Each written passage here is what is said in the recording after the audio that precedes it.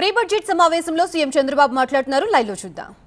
ఇప్పటికి మీరు చూస్తే 25 కొత్త పాలసీలు తీసుకొచ్చాం. ఎస్క్రో అకౌంట్ కూడా పెడతా అని చెప్పాం. This new trend.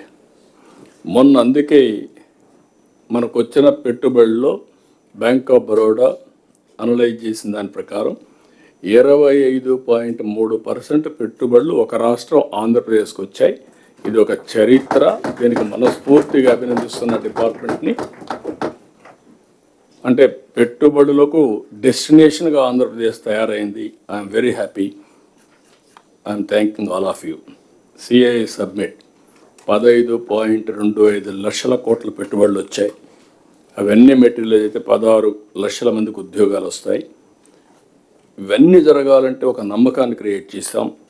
14 SIPBలు, 8,74,705 కోట్ల రూపాయల పెట్టుబడులు క్లియర్ చేశాం. దీంతో 8,35,674 ఉద్యోగాలు వస్తాయి.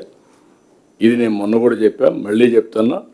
ఇది one of the best achievement, సమిష్టి విజయం, టీమ్ స్పిరిట్, టీమ్ సక్సెస్ అని చెప్పి కూడా నేను మీకు తెలియజేస్తున్నా.